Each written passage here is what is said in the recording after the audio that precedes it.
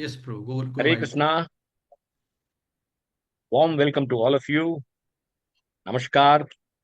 We are part of Gita Amrutam Rasmalayam family.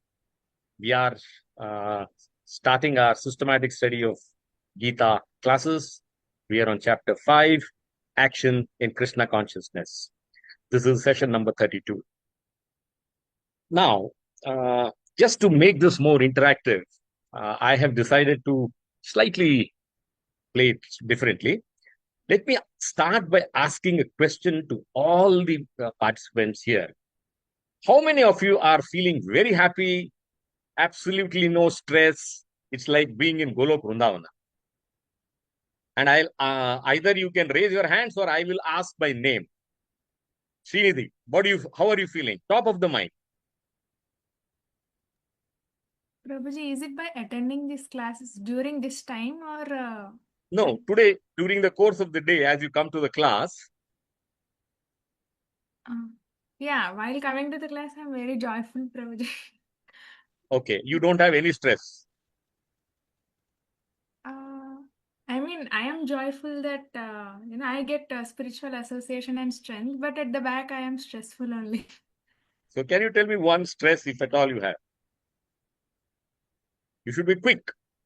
Top of the Yeah, mind. Don't think. my educational like stress. My studies Okay. now all placement. So you are getting some educational stress. Perfect. Let me go to Ramesha. Ramesha, do you have any stress today or you are completely perfectly fine? A lot of stress, ma, but now compared to yesterday, reasonable day. Okay. Very good. Okay. I just want to see how many of you are in the same boat as me. Anusha Mataji, can you tell me how are you feeling? On top of the world, Prabhuji. Absolutely no issues. Oh, fantastic. God bless you. I will not excuse myself and Shamchandra Prabhuji also. We are also part of the audience. Shamchandra Prabhuji, how are you feeling today?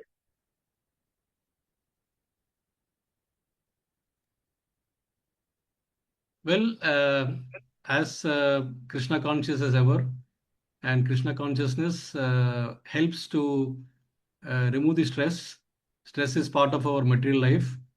But then when we keep Krishna in the center, and today is the day when we recharge our batteries through Gita Amritam Rasamalayam, then because of that, we become conscious that we are going to be connected to Bhagavad Gita, which is the Vani of Krishna.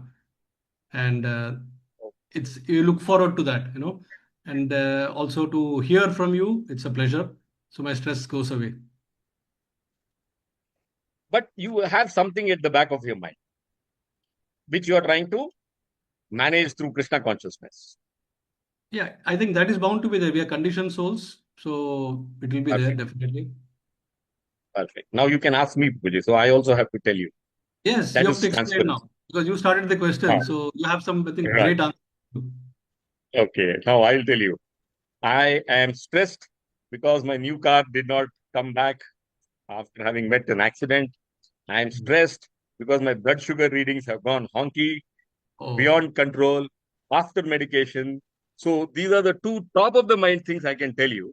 So I thought if I am having this, either I have company or all of you are in a blissful boat sailing in Goloka Express. That's why I thought, let me start by asking these questions.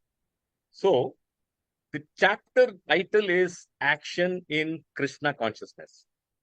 The flavor of asking these questions to all was trying to surface out what is one is we are all smiling and sitting in the class trying to listen. Another is at the back of the mind, there is some stress which we are carrying away from from the past few hours, days, whatever.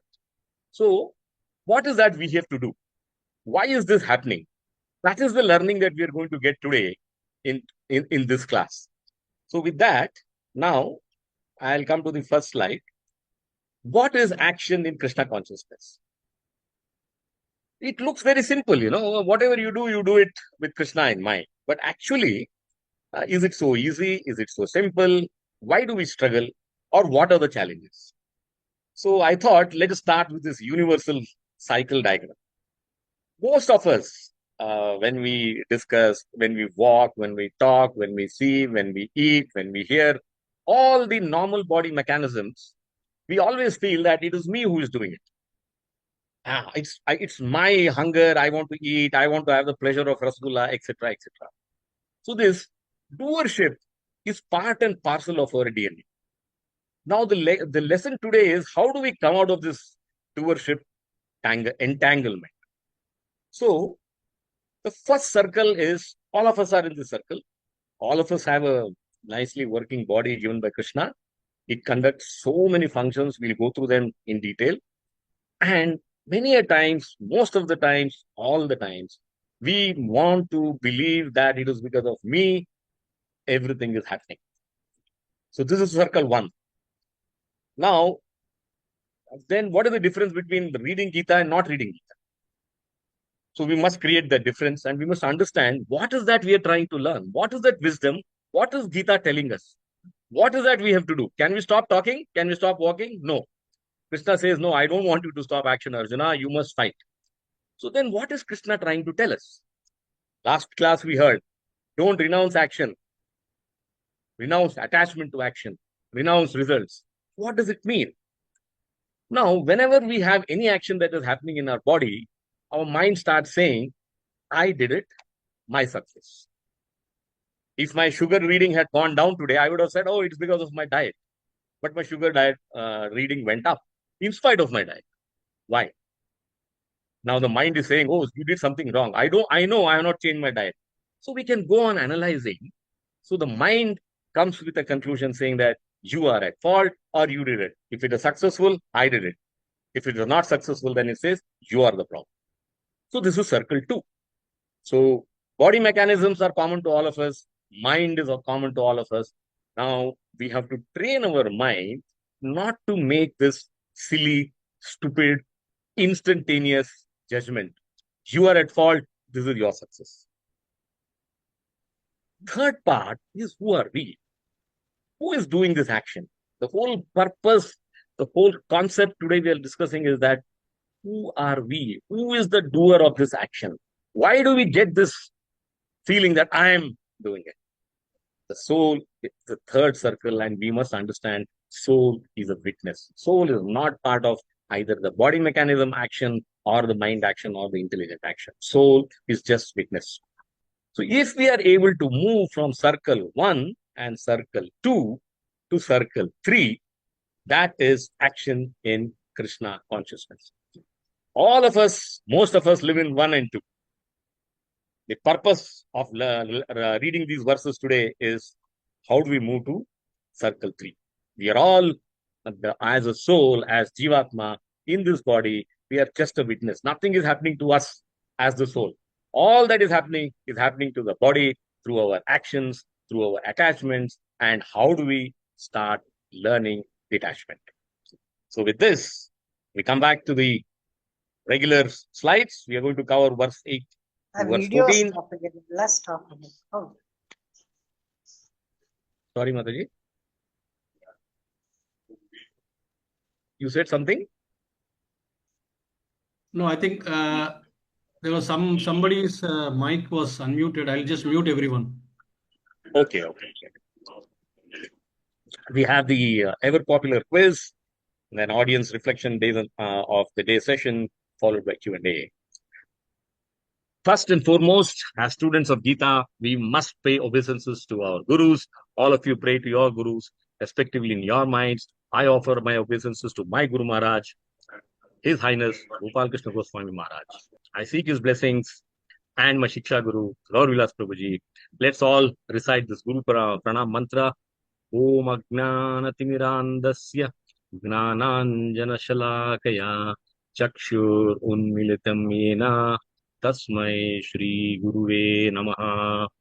With their blessings, let us engage ourselves in this immersive, discovery-led learning process. What are we going to study today as passengers in the Goloka Express? Perform all actions with understanding that I am not the doer. Easy to say, simple to understand, but slightly tricky to implement. Remaining detached like a witness and thus stay untouched by karma. My blood sugar has increased not because of me. My blood sugar has increased because of something which is happening in the body which I am not aware, but I am willing to take the blame that it is because of me, my diet, my lack of carefulness that has led to the spike in blood sugar, which we should avoid. If we can avoid, the stress disappears.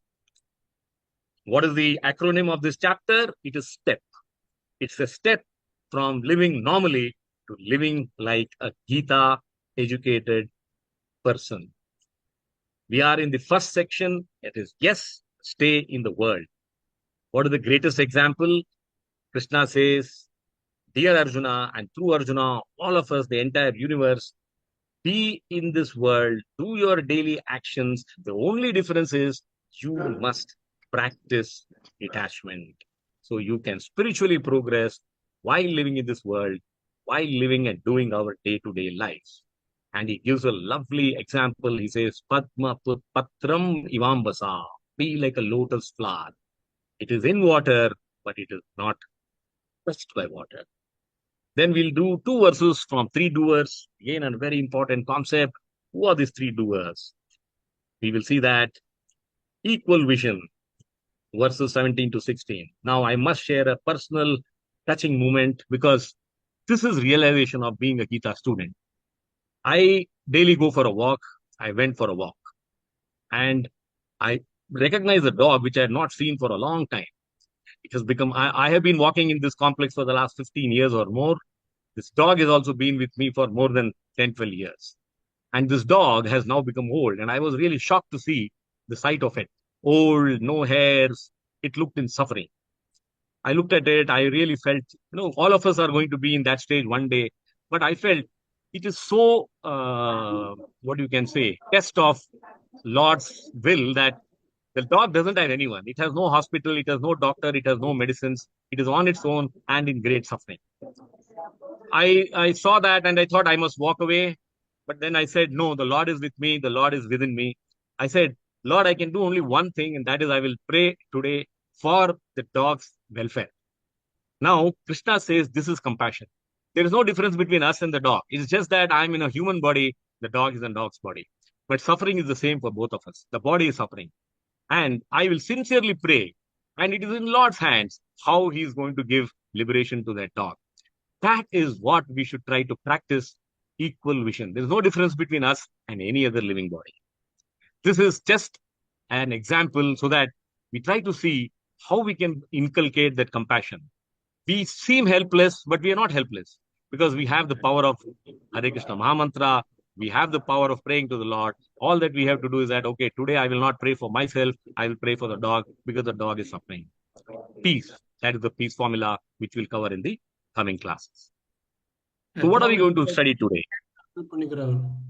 So we are going to study 5.8 and 5.9. These are 2 joint verses where Krishna is telling us senses act and the soul is a witness. And it gives a wonderful example for us to understand that you are just one part of the body mechanism. You are not the body. 5.10, act without attachment. We have studied this before. Krishna reinforces that have no desire for results. Why am I feeling sad? Because I expected my blood sugar to be under control. It is not under control. So don't desire for result. 5.11, act with body, mind, intelligence, and senses only for purification. Action is not the cause of bondage. All of us must act. All of us must breathe. All of us must talk. That is not the cause of bondage. It is just the intention of what is there behind that action. So the motivation and the intent is the cause of bondage. So with this, we will quickly cover what Prabhuji ended last class with. The essence of this verse is why devotional service, bhakti yoga, is superior.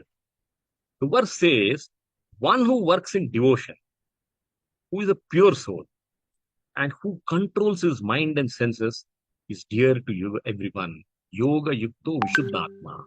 And everyone is dear to him. Though always working, such a man is never entangled. So we want to be in this place. We want to follow this Nishkama Karma Yoga. Yoga Yukta. Yoga is not about yoga asanas, yoga by the bay. February 22nd is coming. No. Yoga means, this is what Gita teaches us, united in yoga. Be one with the Lord, devoted to selfless action. Vishuddhatma, pure soul or intellect, we must try to cleanse ourselves of the contamination carried through from number of millions of lives in the past. Try to free ourselves from impurities.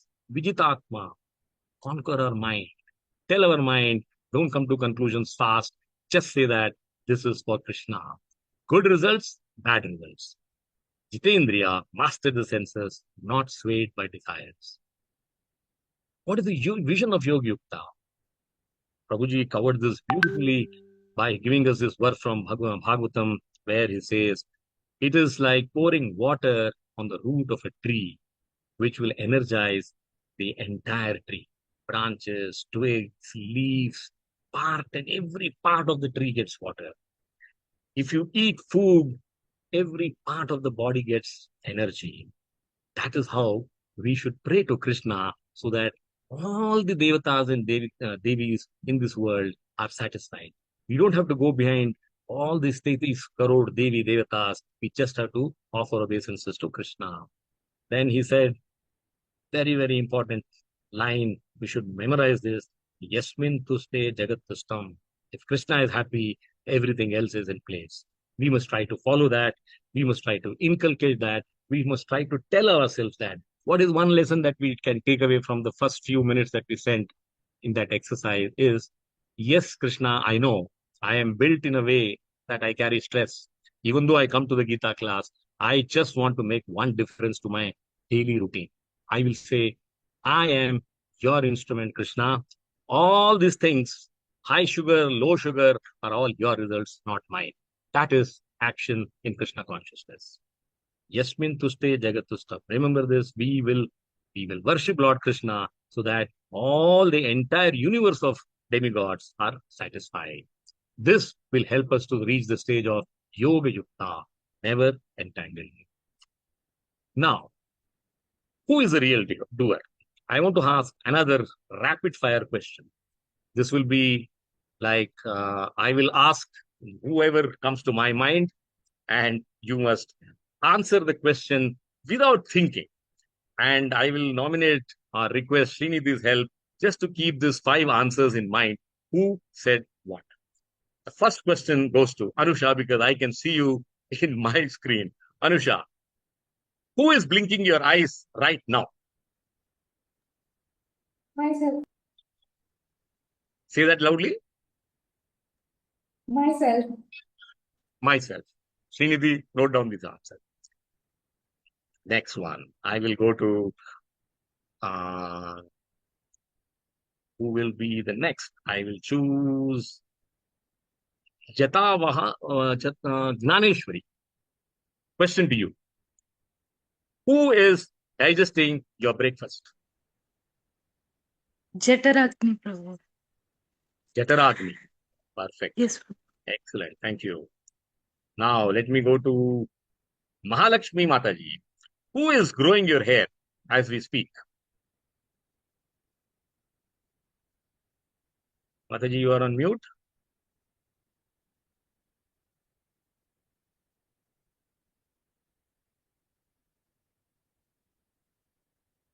Mataji, can you hear my question?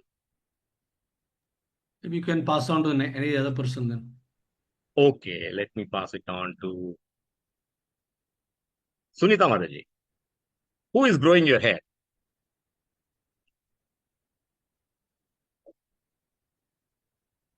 She is also on mute. Okay, let me ask Ramesha. Ramesha, who is growing your hair? My body. My body. Okay, thank you. Let me pass this on question to Krishna Mohan Prabhuji. Who is making your heart beat?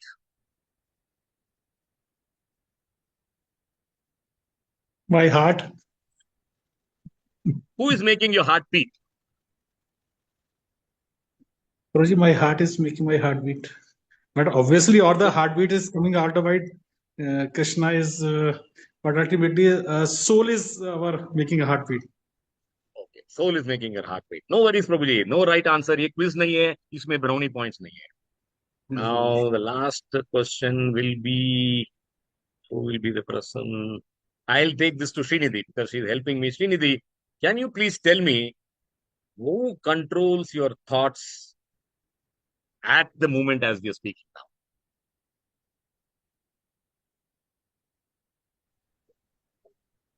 My mind. My mind. Fantastic. Thank you very much. So now, if you see this answer, only Krishna Mohan Prabhu said Krishna. Most of us were said we said our body, our mind, automatic. So what does this show? It shows that we still somehow feel and believe that it is we who are responsible for these actions. So the test was to say that how many of you would say everything is happening because of Krishna's mercy. That is the only answer. Heartbeat, hair growth, digestion, everything is happening in your body, in all others' body, only because of this mercy. The mechanism is your heart, your digestive system, your mind, etc., etc. So this is another example of interactive learning to try and see there is a difference between I think I know and I really know. So we really don't know who is the doer. We try to guess, and sometimes it is correct, and sometimes it is not. So we are actually like this puppet. We are made to believe that I am the doer because everything is happening in my body, and I feel I am in control. But it is the nature, which is Prithvi, which is designed and created by Krishna, which is doing all the activities silently. Whether you want to digest the food or you don't want to digest the food, the body will still continue to digest. You cannot say, today I will eat and in 1 hour I want you to digest it. Can you do that? You cannot do that. So, nature acts, nature controls. We are carrying the body organs in ourselves, and yes, it is doing its function. Because it's in our body, we get the feeling, I am doing it, I am in control. We should say that I am witness to my body digesting the food through my stomach, through my digestive system, which is empowered by Krishna to do its work at its pace. I cannot influence the pace either. As Jivatma, all of us have this, I did it. It is my mind, it is my digestive system, it is my brain. That is ego speaking and not you. Anyone who says that my body did it, my mind did it, we are still in that false ego. I did it. So Srinidhi, who's a very serious student of Gita, who should say, my mind is wandering because of Krishna's mercy. That also is his mercy. If your mind is not wandering, that is also his mercy. So we must try to practice this. We must try to say at least once in a day, oh Krishna, I am your instrument. Everything else belongs to you. You are doing me. You are making me do whatever you wish to do. And you say that and you see if there is a difference. So with this, thank you for wonderful participation. We start first verse of the day, and we are trying to build on this model where verse explanation will be very, very small, but it will be the story that sets the context for the verse. Sanskrit, shloka, words are very easy to understand with a live example. So that's what we are trying to follow. So there lived the king. We are now starting 5.8. So there lived a blind king in a very prosperous kingdom. Surprising. The king is blind, but the country is prosperous. Once a traveling sage visited the kingdom and he said, oh dear king, how are you able to manage your affairs so efficiently? The king was very honest and very simple person. He said, dear sage, I have 5 ministers who work with me. One who is responsible for sight. See, he sees, he reports, he tells me everything. The second minister is hearing. He hears complaints and I tell him how to solve it. Mouth, taste, smell, touch. We're all familiar with these 5 ministers, our own 5 senses. And then the sage said, if all the work is being done by these ministers, then what is your role as a king? The king said, "Oh sage, it is very simple. I remain a witness. I monitor them. I ask them questions and I give the decisions. That is my role." So keep this example in mind as we go into the verse. Now, we have heard of ignorance a lot. We have heard of spiritual knowledge a lot.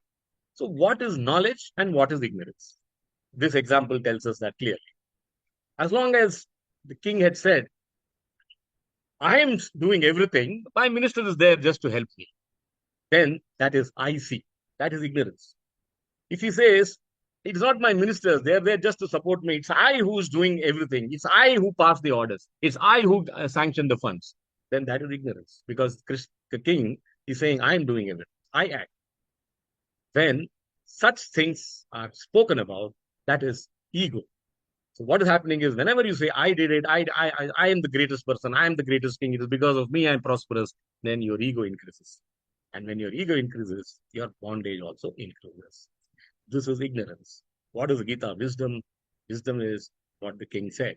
He said, "I see, I hear, I talk, I smell everything through very efficient ministers. And all that I do is I witness, they come to me for solutions. I give them the right solutions, right decisions." So seeing happens, action happens in the senses, ego dissolves. The king never said, "This kingdom is prosperous because of me." The moment you are like this, freedom, there is no bondage. So we should move from ignorance to wisdom. That is what Krishna is telling Arjuna. Now, this is not something which is unknown to us. Even in today's world, we are trying to do everything on autopilot. Now, this is something which I captured during our visit. This is an autopilot car in San Francisco. There's no driver. The car drives on its own. It is scary. What will happen? It comes, it stops, it picks you up, and everything is software driven.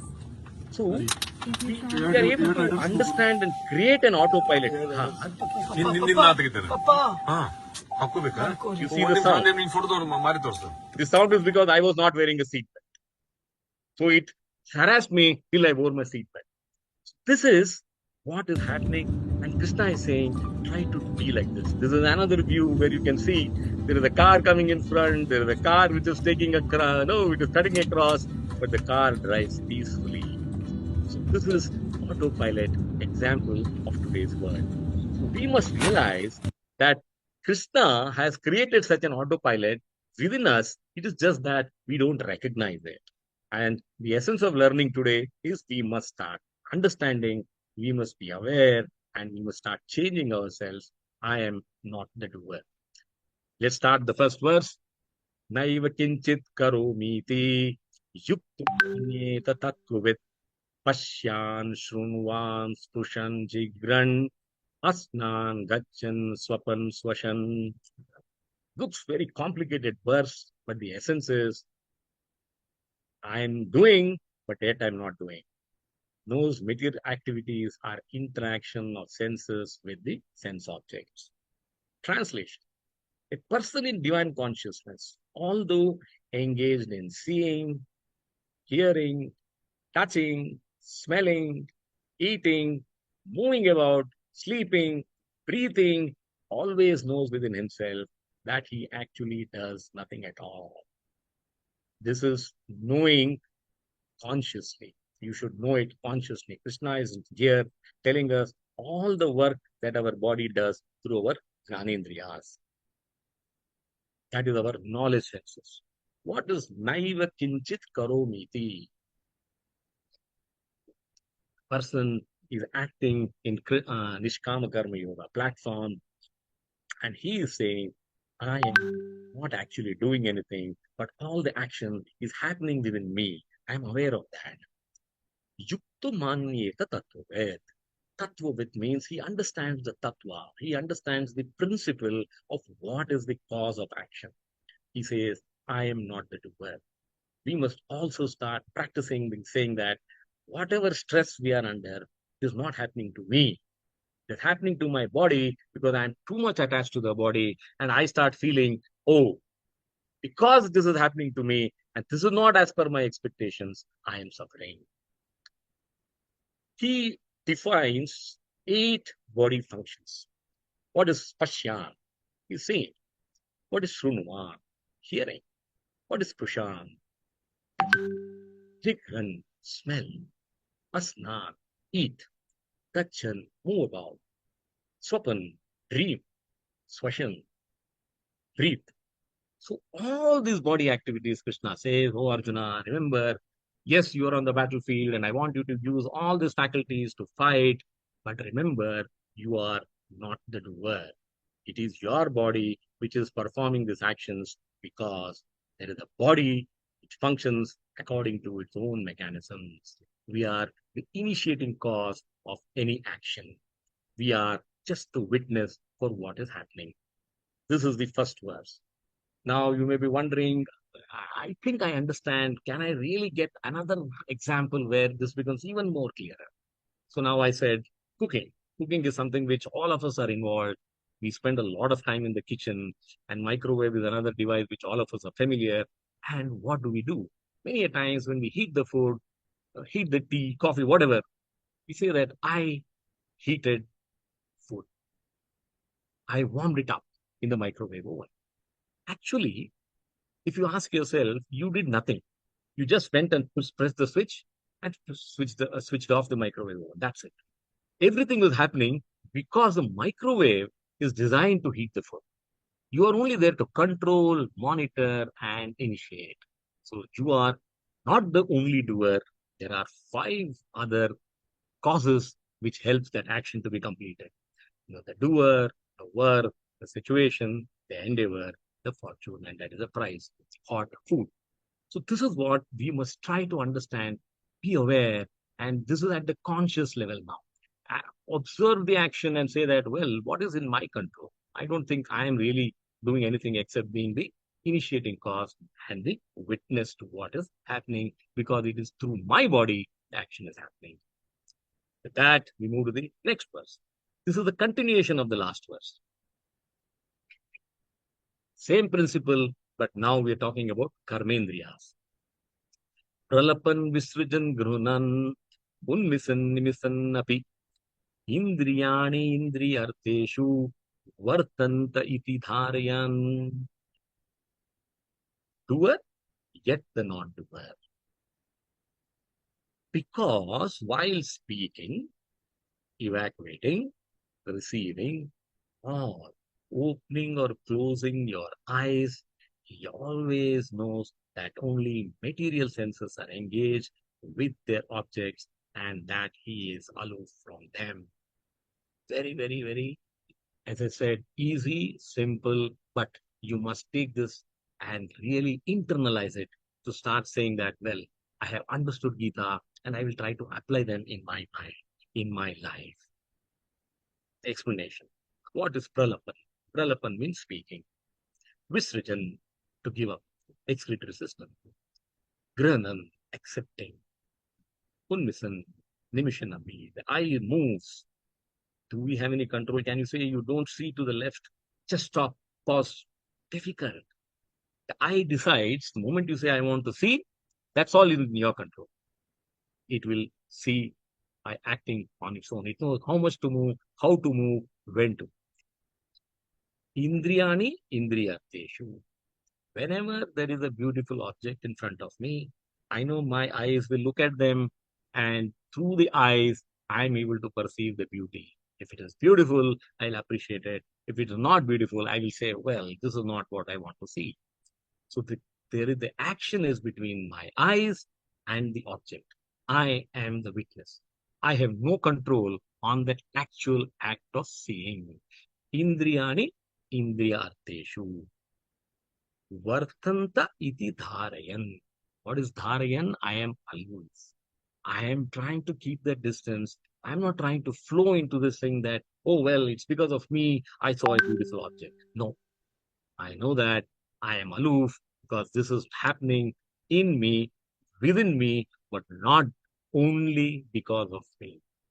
That is the fine sense tuning we must understand. So this is the essence of 8 and 9. What is the learning? You perform all the actions, give your best. Krishna is not saying, don't fight, renounce. No, Krishna is saying, Arjuna, I want you to fight wholeheartedly with full alertness and give your best. While knowing I am not the doer, you are just nimitta matra. Let the body and senses act and remain inwardly detached. Don't tell me I have killed Bhishma, I have killed Arjuna, Drona. That is a wrong way of defining your action. You are killing Bhishma, you are killing Drona because I have ordained it. That is what is the writ which is going to run in this battlefield. There is no one who can overrule that. So if you realize this, that he is the supreme and he is telling us that we must do this, then we can remain detached. Fight the war. You are not going to incur any sin because that act is to uphold dharma. That is what the essence. Work 100%. Krishna is not telling us stop acting, renounce action. No, you must only renounce the ownership of results. Own 0%. Whether you are successful or you are not successful, both are same as far as you are concerned because they belong to Krishna. We go to the third verse of the day. Again, a story. Listen carefully. Now, these are all people who are day-to-day, they are involved in day-to-day activities. They are not someone who is a sage, a saint. No, this applies to all of us.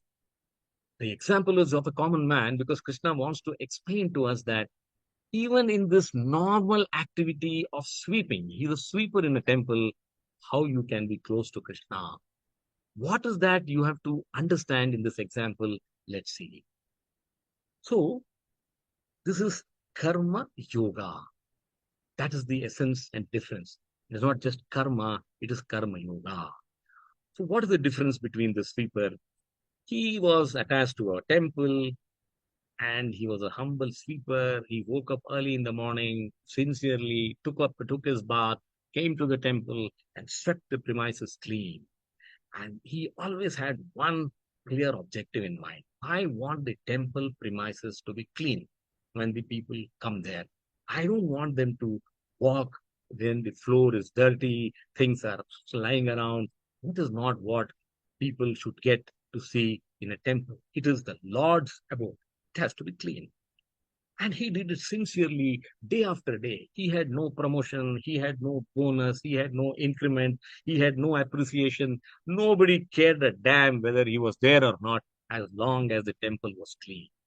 So he was unseen, unheard, but working diligently, sincerely.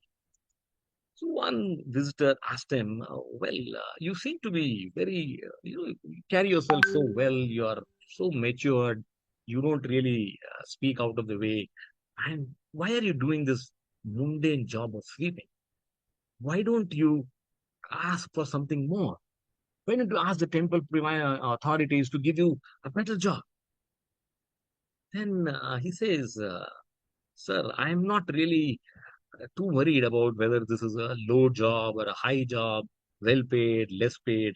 Because for me, what is the essence is, I am a sweeper, but my job is to give cleanliness to the devotees. And if I give the devotees the cleanliness, the devotees are happy. So through them, I am serving Krishna. That's my only objective. Just listen to the answer. Huh? He never said, I am sweeping, and he never expected that, oh, well, this visitor looks to be slightly well placed in life. I may ask him, no, can you give me a promotion from sweeper to being the head of sweepers? No. The moment that comes, then you are putting yourself in the driver's shoe. He says, no, my job is everyone has to do his work. I have to earn my bread.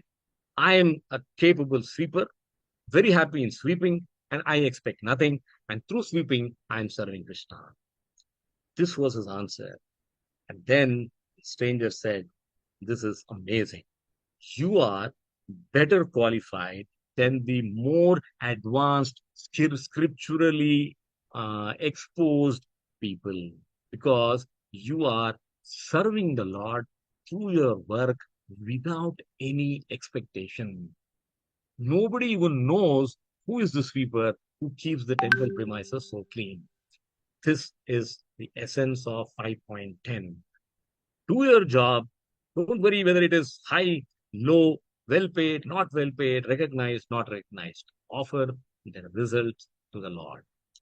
And we have seen this verse earlier too. We will see the verse again.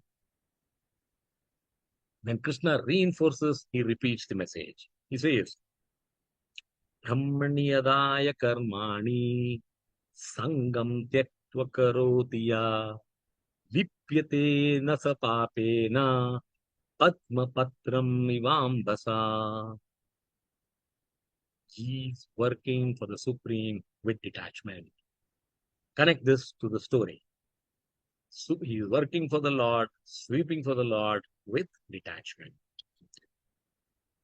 One who performs his duty without attachment, surrendering the results. Go through the words carefully, listen to them, and just connect that to the example. Surrendering the results unto the Supreme Lord is unaffected by sinful action, as the lotus leaf is untouched by water. In case of the sweeper cleaning this temple, where is the possibility of committing a sinful act? Because he's so clean, he's so pure in his outlook, saying that I want to keep the temple clean because they are devotees who are going to see the Lord. So he is not going to be touched by any sinful action. And Krishna is giving this beautiful example, Padma Patram Ivambasa.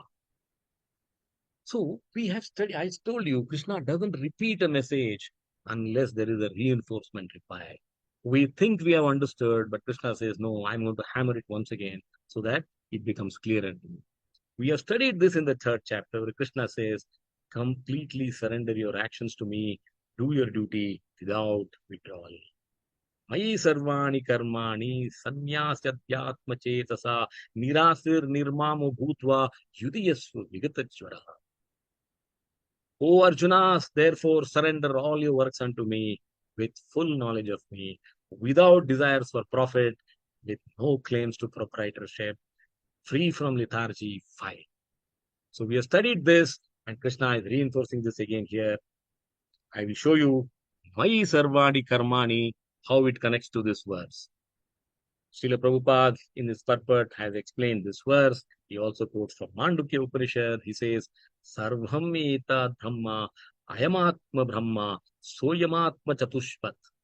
All this is indeed Brahman. This Atman is Brahman. This Atman has 4 quarters. So what is the connection between Brahman and this verse? Mayi Sarvani Karmani. There he says, surrender everything to me. He says, Mayi Sarvani Karmani. Here he's saying, Brahmani Adhaya Karmani. Who is Brahman? Krishna says in the 14th chapter, he says, Mama yoner mahat brahma tasvin garbham dadhami ham sambhava sarva bhutanam tato bhavati bharata. The total material substance called Brahman is the source of birth. And that Brahman I impregnate, making possible the birth of all living beings, O son of Bharata. So, Mayi Sarvani Karmani, he's very clearly telling us, surrender it to me. When he says Brahmani, he's saying it, surrender to Brahman. And please note that Brahman is none other than my energy. Explanation of the verse. How does it go?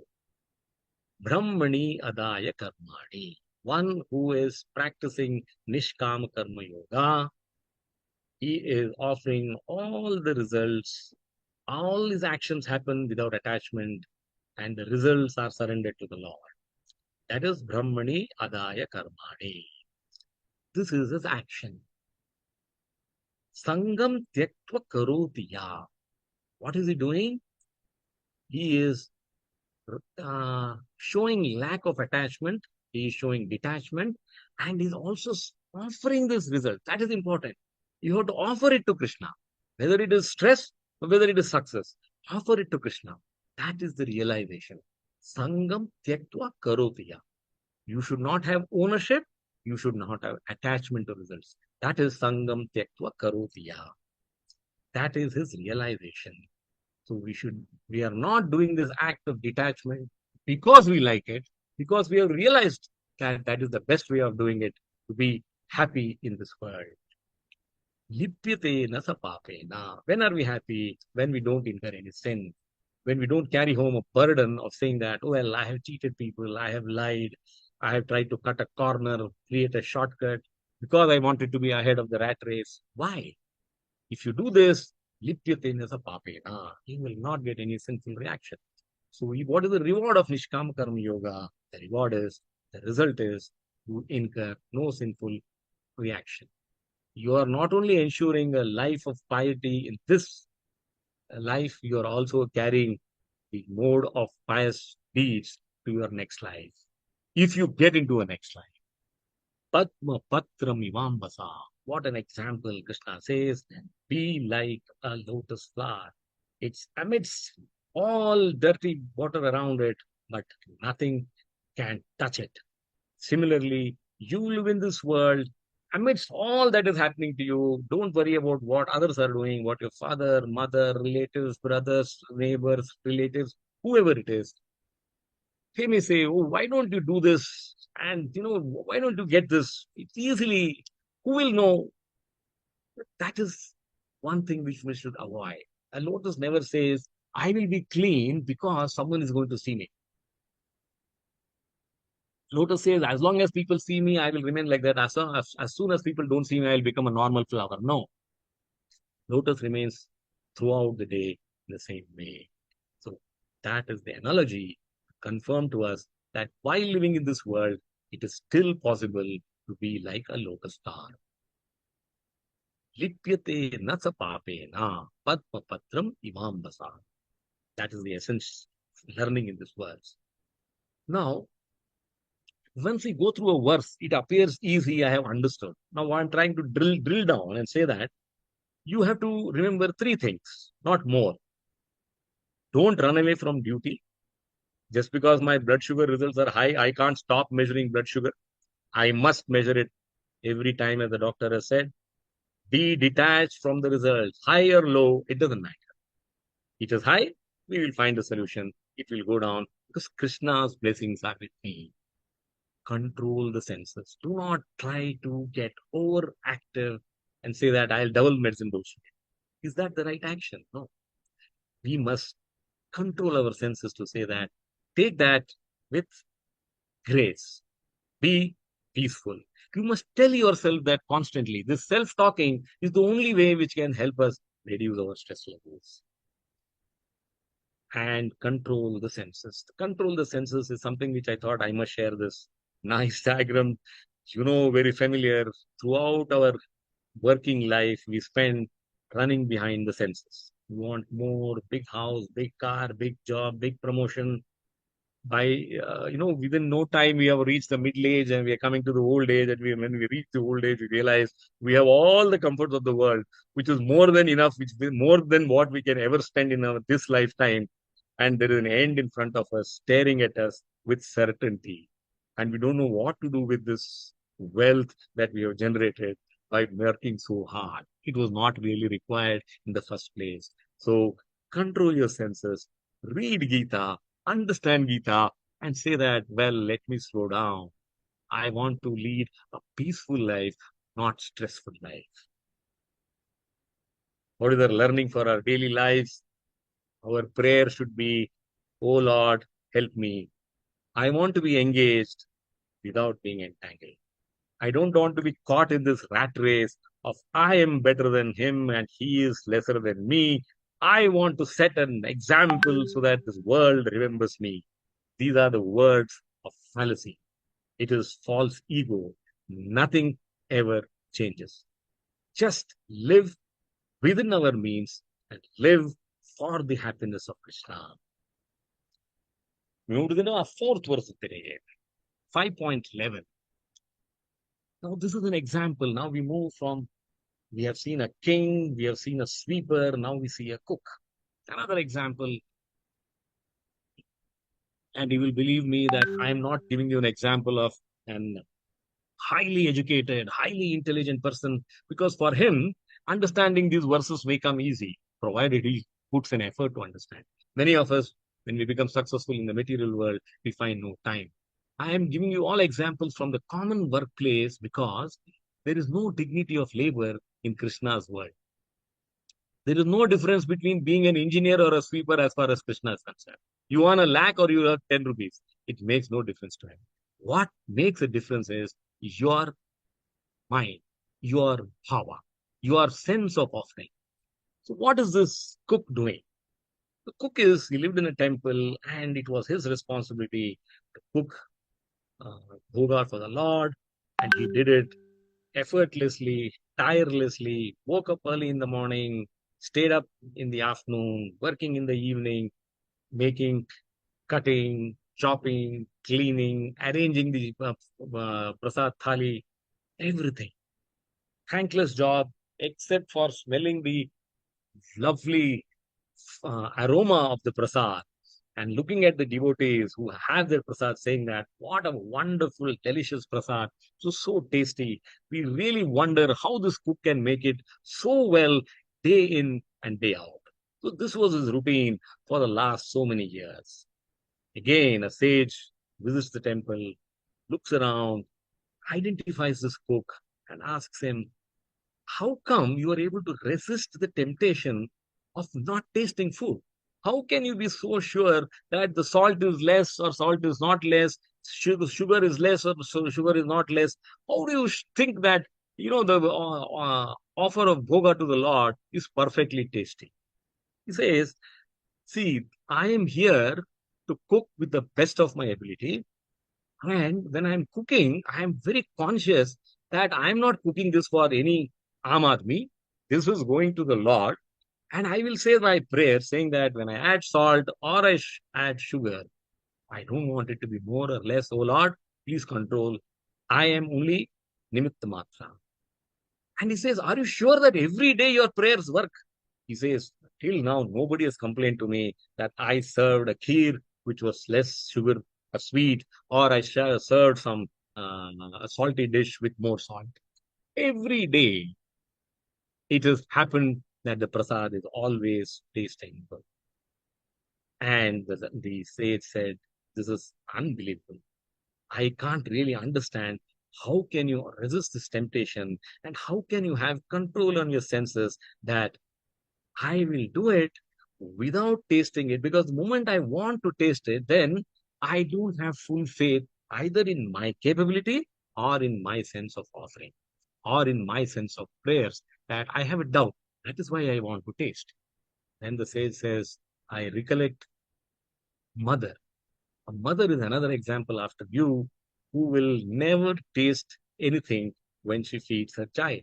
She is so confident that her love has ensured that be it Ferrax, be it Cerelac, be it milk with sugar, whatever, it will be tasty, and she gives it blindfolded to the child. That is the essence of offering that Krishna is talking in this verse. Remember this example as we go through this verse. Kayena manasa buddhya kevalairindrayarapi yogina karma kurvanti sangam tyaktvatmashuddhaye. Atmashuddhaye means for purification.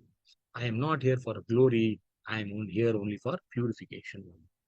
I will do my work sincerely and not really worry too much about whether it is going to work well or not work well, because both are equal to Krishna. So the yogi, the one who performs, all of us can be yogis. This is not something which is special. This chapter is for all of us. All of us can perform Nishkam Karma Yoga.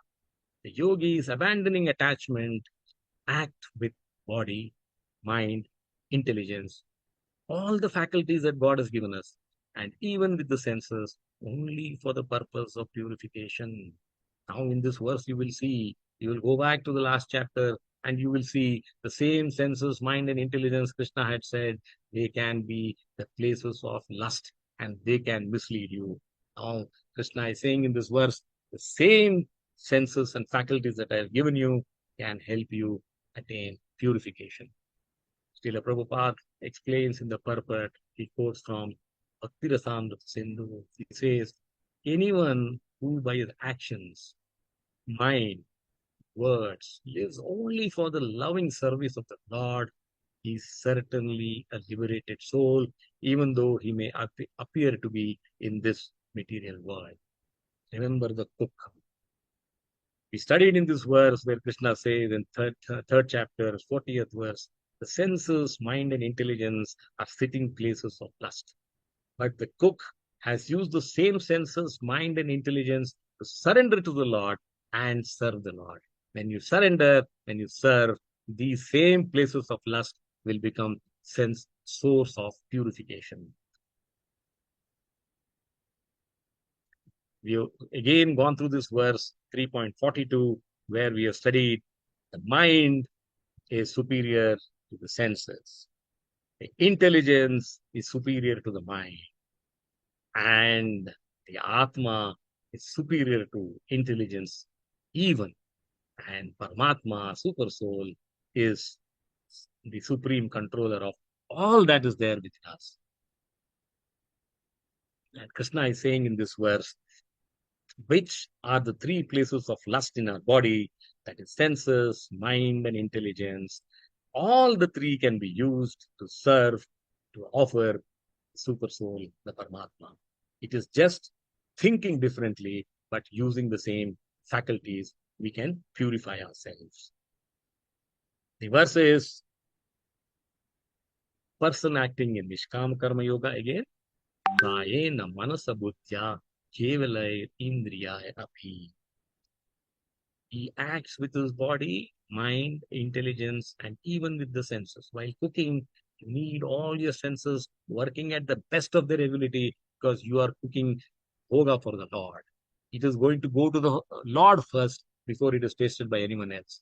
And imagine the faith should be so much that you are confident that the Lord will enjoy the preparation that you have made with such love and affection.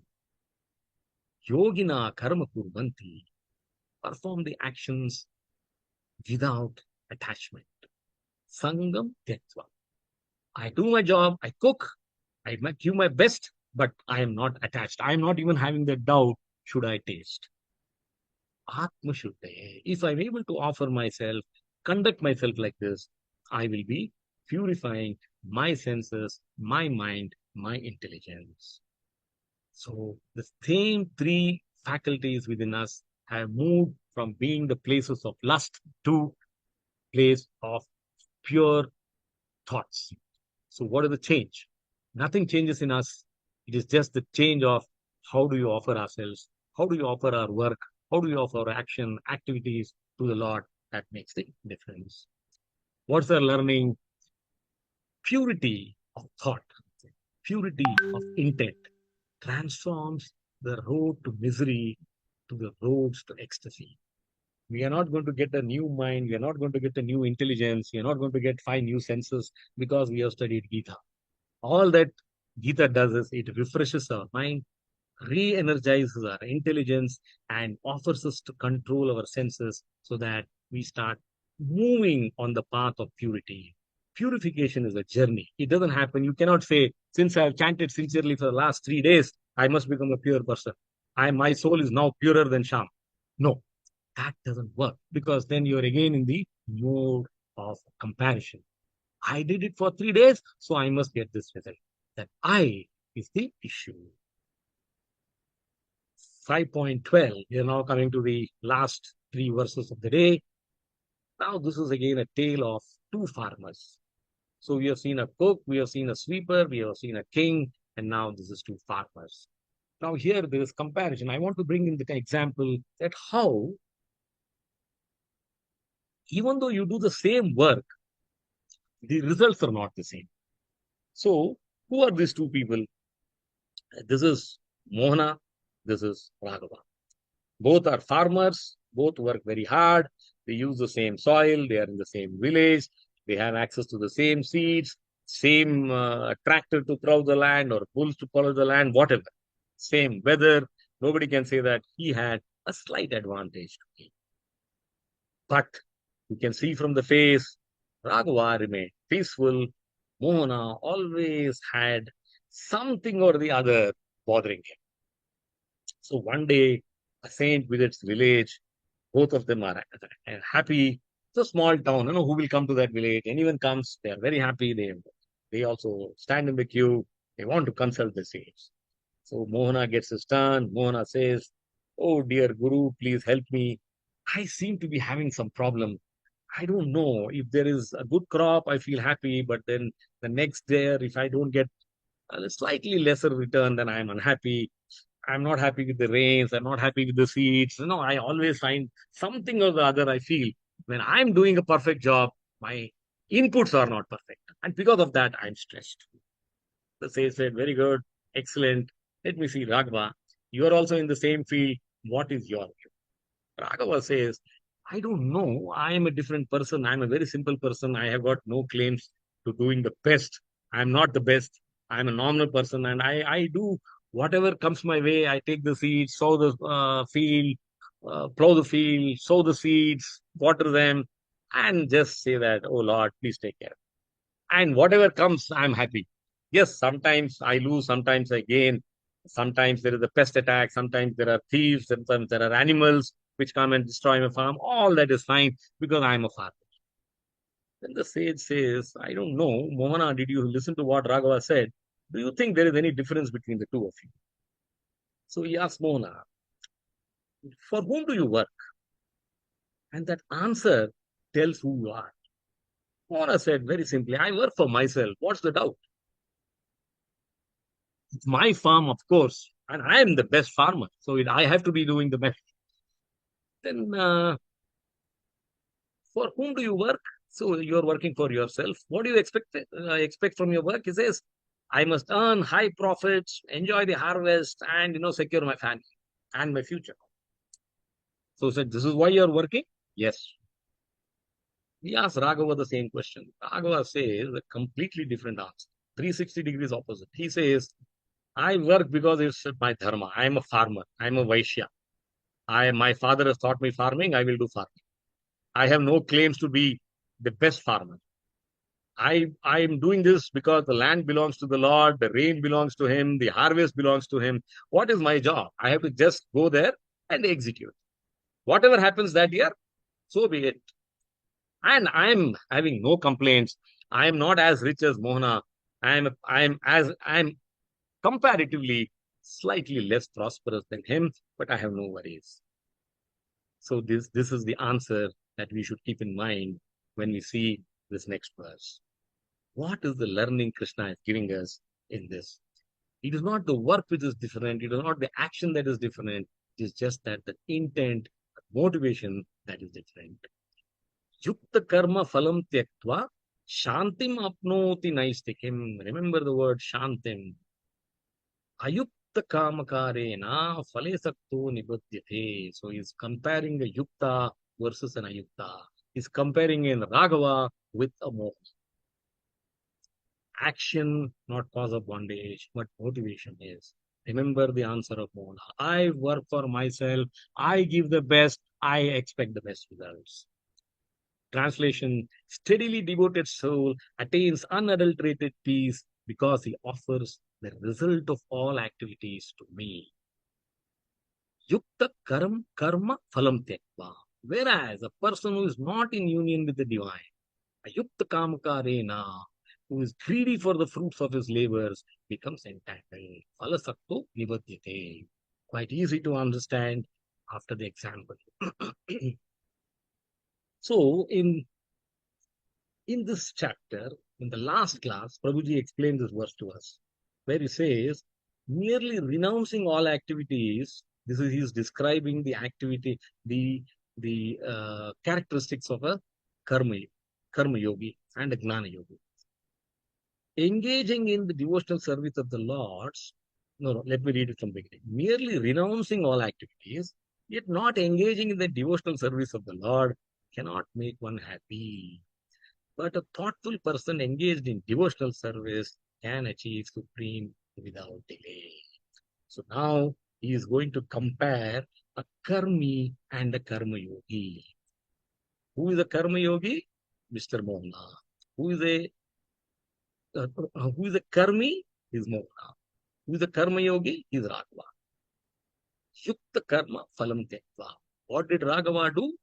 He is attached to serving Krishna. He is not attached to the results of his acts.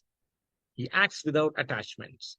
He does the farming, he buys the seeds, he looks after the farm, he waters it on time. Everything is same as Mona. But he says, I leave the results to the Lord. What a change in attitude and philosophy. Free from anxiety. Just by one act of his, it is Krishna who is responsible. He is Shantim Apnoti Naishtakem. Enjoys unshakable peace. What we can give to be in the place of Raghava. All that we need to do is try and practice Nishkama Karma Yoga. What is the other example of Mohana? He is Ayukta Kamakarena. I am the best, I buy the best, I want the best. He is so attached to activities and results. He is greedy, he is attached. He functions in the concept of duality, always in anxiety. You try to stress yourself by your attitude. Lord says, so be it. Here I give you. That's the gift. Phale sakto nibadyate. He is unable to detach himself. And because of that, he gets entangled in this circle of stress and anxiety. What is the learning for us? Don't be like Mohana. Try to be like Raghava. Learn to see material attachments as negative equity. The moment you say, my house, my relatives, my son, my daughter, my wealth, then we are getting slowly and steadily under the clutches of Maya. The moment you say, my children are here because of Krishna's mercy, my wealth is for the service of Krishna. The moment we bring Krishna in the center of everything that we do, that is Nishkam Karma Yoga. We will get Shantim Apnoti Naistaki. We now come to the last part, 3 doers. Who are the 3 doers? So we cover 2 verses, 5.13 and 5.14, establishes the role of a Jivatma as initiator. That is the next verse. The 14th verse it says, one in knowledge perceives material nature as the cause of worldly actions. Who is responsible? 3 doers. We must try to understand this because there is a lot of depth. It is, as I said, easy, simple, but difficult to practice, very difficult to apply. Now, this gentleman is in the boat. He is in this ocean. He's trying his best to steer the boat. Now, who is responsible for whatever is happening? He is adrift in the ocean. And this ocean is not just an example. We are also adrift in the ocean of life. This is exactly the situation we all find ourselves. We don't know whom to blame. We just then say, oh, well, it is the fate, it is my destiny. No, it is the ocean, it is the Prakriti which is responsible for making us do what we are doing.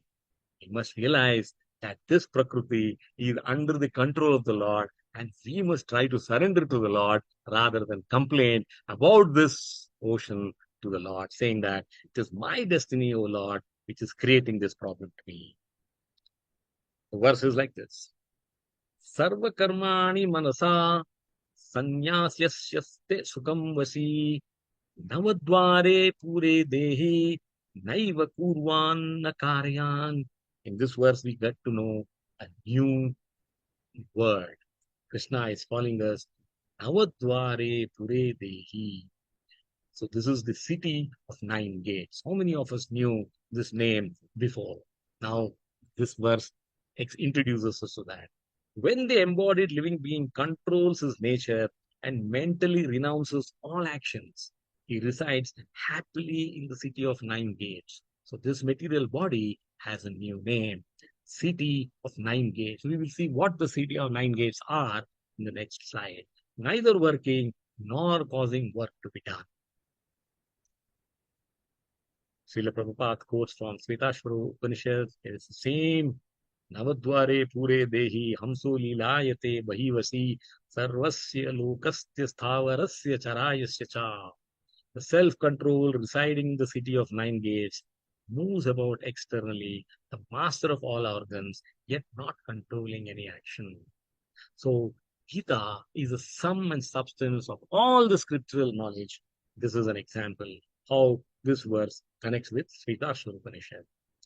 In this verse, in 5.3, covered by Prabhuji last class, he had given us the characteristics of the real sannyasi.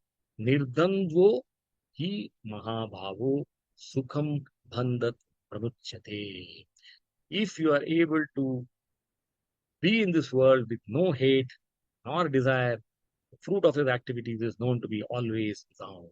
Such a person, free from all dualities, easily overcomes material bondage. So he had defined the characteristics of sannyasi. Now he's telling us how do we apply that in our lives. Sarva karmani manasa. The soul has a choice. Renounce all actions to the mind. Do not. So attach and detach. Everything happens to us. So we have to decide whether you go in the boat of attachment or in the boat of detachment. Sannyasaste sukham vasi. We are situated in this city of nine gates. And what are these nine gates? Two eyes, two nostrils, two ears, one mouth, anus, and genitals. Controlling the senses. The soul is just a resident.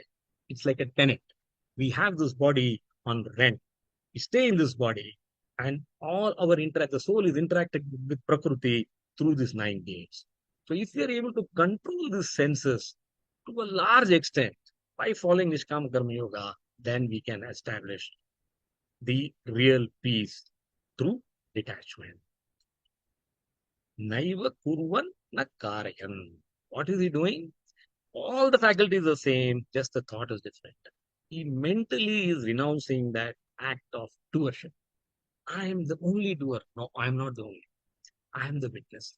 I initiate and I work with Mother Nature, which is mercy of Krishna, to do and live in this world. Neither act, Kurvan, na karya, nor makes others act. I'm not doing both. And that's the reason for me being peaceful. What is the daily learning? Help me see my body as my locality, not as my identity. We had done this when I had asked a quick question. I asked, who are you? Most of us say, I am Shyam Sundar Rao, Sakshi Mohan Das. But the real answer should be, I am the servant of Krishna. And this should be the answer, irrespective of whether I ask you this question in the morning or midnight. So this body is my locality. I am living as a tenant in this body. The last verse of the day, this is about not only you have a misidentification, then you also have a miscommunication. And you start saying, it is, oh, my fate, my destiny. And many of us, many a times when we are under severe stress, we say, God has ruined my life. So the same thing happened. This gentleman shouting loudly in front of his guru saying that this Lord of yours, I don't know what he has in mind, but he has put me under great difficulty. So the sage says, why don't you go and sit out in the open sun? So the guru is saying, so I'll go there and sit. And after going there in the hot sun, he starts saying, oh my God, sun is burning my eyes. How do you expect me to sit here? The Acharya said, if the sun is burning your eyes, why don't you close your eyes? He says, you didn't tell me. So this is the ignorance in each of us, in most of us. The sun is going to be shining brightly. It is for us to close our eyes if it is too harmful, if it is too uncomfortable for us. Who is going to remove this ignorance? We are going to remove this ignorance by studying and taking shelter of scriptures. So the Lord, has got no partiality or favoritism against any of us. The sun is the same shining day in and day out. If we want sunlight, we must take precautions. If you can't close our eyes, we need to wear a hat, have an umbrella, so that you are protected. So we have to use knowledge to remove our ignorance. What is the verse? Na kartatvam na karmani lokasya srujati prabhu na karma phala samyogam swabhavastu pravartate. So in this word, we are going to see the definition of prabhu and swabhava. Role of Prakriti, material nature, is the facilitator. That plays an important role in our stress and our success. The translation of this last verse of the day, embodied spirit, master of the city, of his body, does not create activities, nor does he induce people to act, nor does he create the fruits of action. All this is enacted by the modes of material nature. We must give credit to Mother Nature. We must take precautions as to how to manage, how to navigate through this Maya-filled path to reach our destination of Krishna Prema. Krishna says, please don't underestimate this Prakriti. In 3.27, we have studied that this Prakrute Kriya Manani Gunai Karmani Sarvasaha Ahankara Vimudatma Kartaham iti manyate. The spirit soul, bewildered by the influence of false ego, thinks himself the doer of activities that are in actuality carried out by the three modes of material nature, which is nothing but the energy of the Lord. So be conscious, be aware. So what is Arjuna doing? He's a Kshatriya. And he's forgetting his Kshatriya tendencies, and he says, oh Krishna, I want to renounce this battle and go to the forest and pray to you. But he's not remembering that his duty is to fight and not to meditate. Na kartatvam na karmani. He is not able to understand, he is not able to digest that he is fighting, that he is not fighting. He is fighting only because Krishna wants to uphold Dharma. So he has no proprietorship on the act of being in the battle. Lokasya srujati prabhu. He is the world's best renowned archer. Srujati, but he will not impel, he will not make others act, he will only act for the pleasure of Krishna. Who is acting, who is actually doing the fighting is the three modes of nature. He is the best archer, he is the Prabhu. Krishna is calling him Prabhu because each of us is a king when we live in the city of 9 gates. This body is perfectly under our control to a large extent. It depends on how we look after it, and we must look after it because this body is given to us and it's a gift of Krishna. Na karma phala samyogam. But I am not the owner of this body. I am just a living tenant. So I will try to control and I will try to detach. So because I know attachment, like Krishna or Arjuna is telling Krishna, oh, these are my relatives, hence I cannot fight.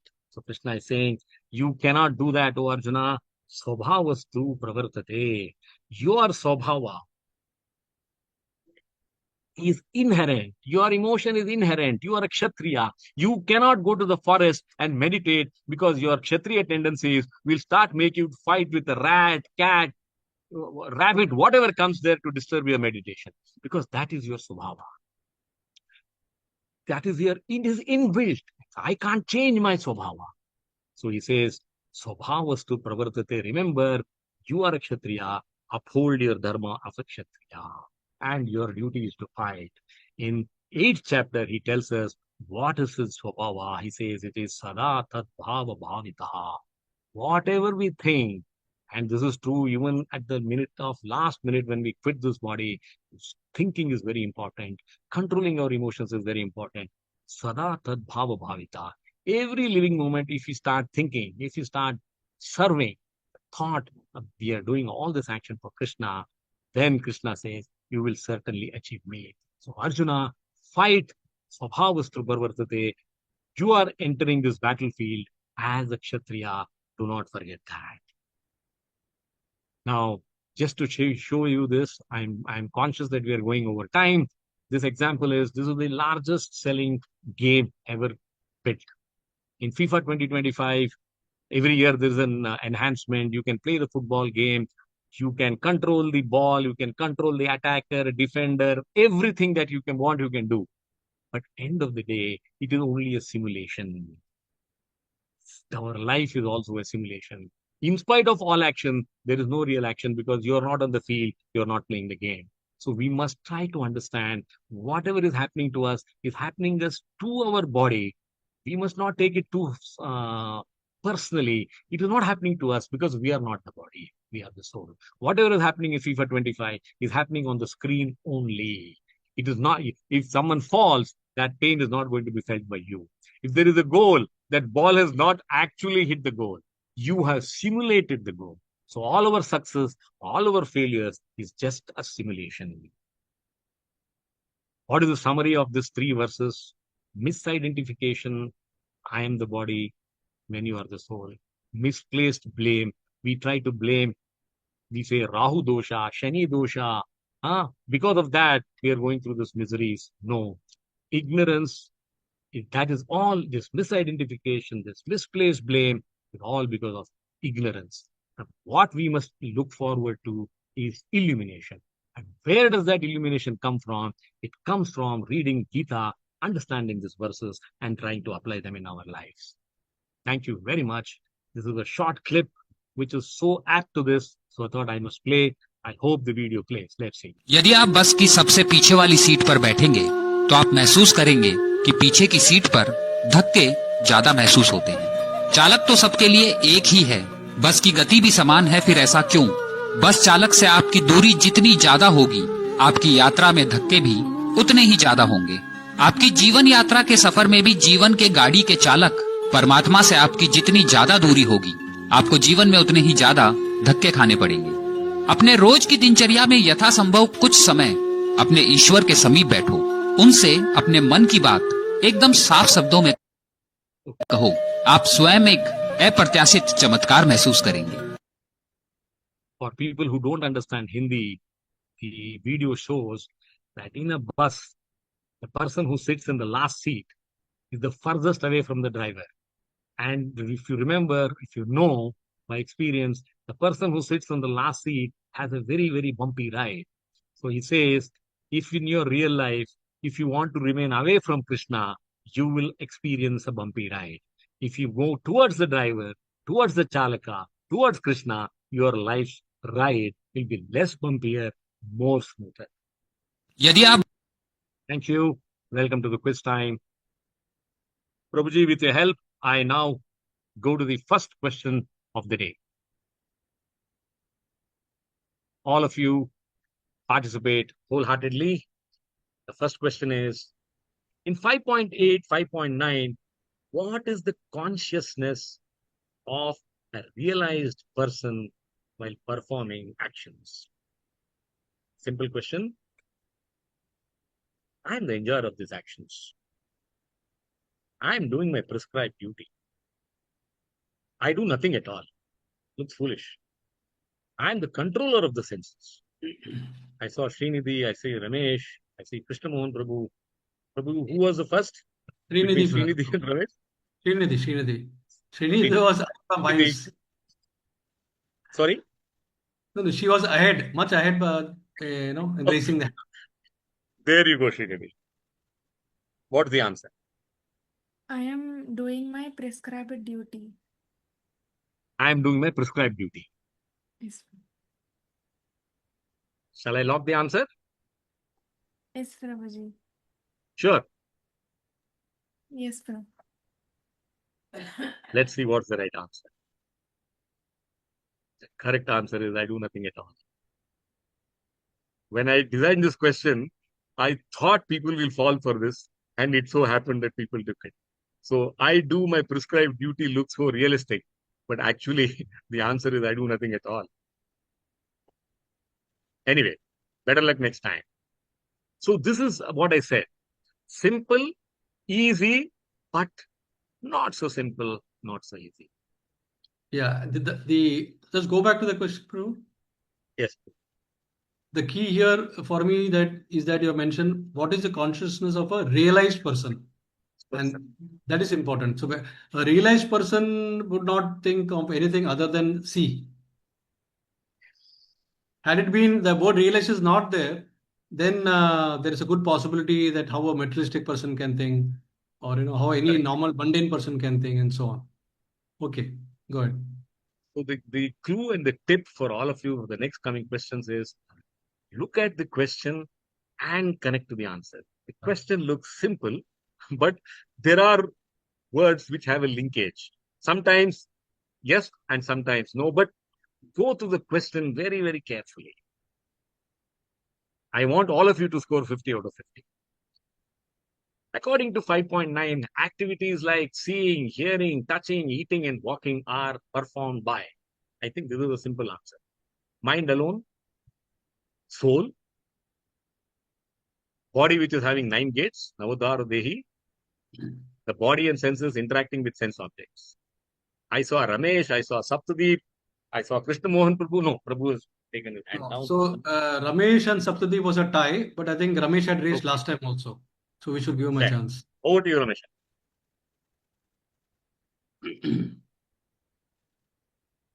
Say that again. Can't hear, no? I can't hear. Hello. Ramesha? It is yeah. Which one? It is No, we're not clear. body. Yeah. Activities. Body which is having 9 gates. Navadvara Dehi. Because soul is only watching all these things. I think. Yeah. Sure. See. Shall I lock it? Yes. Yes. Okay, let me see. Again, the familiarity of the answer sometimes is misleading. The body and senses interacting with sense objects.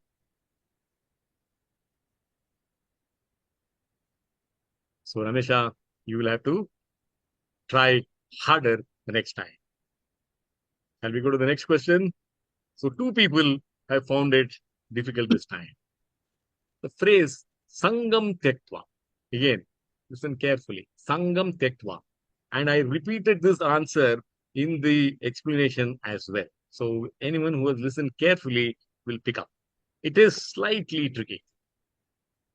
Giving up ownership, giving up physical activity and meditate. That's what Arjuna wanted to do.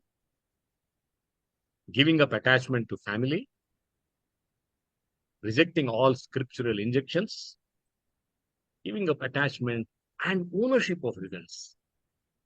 I saw Anusha. She's the only one standing so long. Now I see Saptadeep. Over to you, Anusha. Saptadeep, you'll have to wait for the next question. E. D or E? E for Ete Chamsa Kalapamsam Krishnastu Bhagavan Swayam. My goodness. Let's see. Close your eyes. The correct answer is E. Well done. So the first success of the day. Full points to you. Well done, Anusha. So the moment you saw E, I think you said maybe this is the right answer. I don't know. I'm guessing. In 5.12, the person who renounces the fruits of action attains steady peace, naistiki shanti, intellectual satisfaction, mystical powers, swarg sukh, heavenly pleasure. Oh, sorry. I don't know. I showed the answer also. I think you can Anyway. you can dismiss the question. Question. Because all of you have seen that, isn't it? Everybody saw, Prabhu. Okay. And dismiss Anyway, it. No for going through the motion's sake, and Srinidhi has raised their hands, she's the only one you can tell the answer. Who has raised? Srinidhi. I mean, see, she knows she's laughing. Anyway, say that out loud. Peace, Prabhuji. Naistiki Shanti. Which one? Peace. Peace. Steady Shanti. peace. Yeah. Perfect. So this was like, I revealed the answer inadvertently, so we'll not take this into account. So you Last get minus question of the 50. day. You take -50 then. If two individuals perform the same action, Mohana and Raghava in the example, with equal efficiency, but one is peaceful and the other is disturbed, 5.12 would attribute the difference primarily to past life karma, internal relationship with fruits of action, their level of scriptural remembrance, external environment, prakriti. I see Krishna Mohan Prabhu raising his hands. Yes, Prabhuji, the last and the best. Prabhuji, give me a second, please. Internal Because- relationship with the fruits of action. No, he said, give me a second. That's what I Oh, heard. you missed. Okay. I heard it as B. So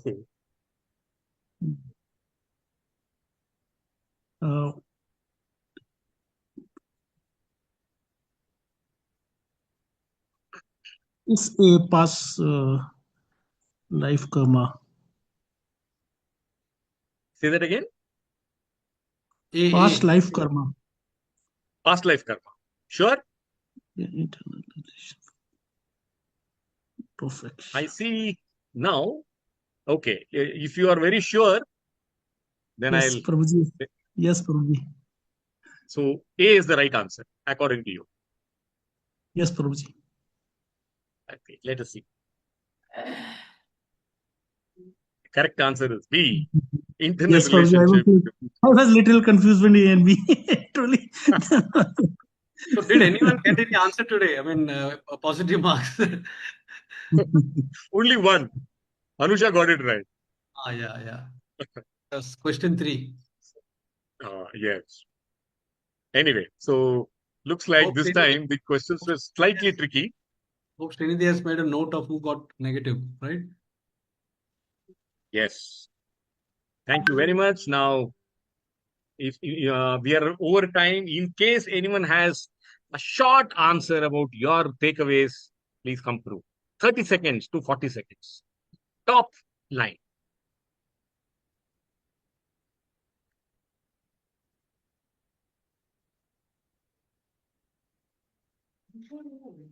Maybe they can send it in the group later. Yes, you can do that also.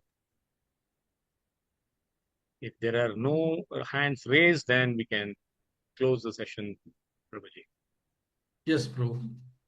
Prabhuji, I do have reflections, but the thing is, I do not know if it would fit in the 30-40 second in duration. Hare Krishna. I see. So you think you need 1 minute? Make it short. Try to Maybe a be minute, brief. Prabhuji. Perfect. Shall we take it, Prabhuji? Well, we are over time. Yes. Maybe if it's going to be a long reflection, then better to put it in the group so that everybody can, even the people who have not participated today, they can also see that, Is that okay, Anusha? Sure, Prabhuji. Yes. Okay. Hare Krishna. So because Then in the WhatsApp, you can feel free to write all your reflections in detail. Yeah. All right. So Thank you very much. 36. Hare Krishna. Enjoy your weekend. Stop the recording now.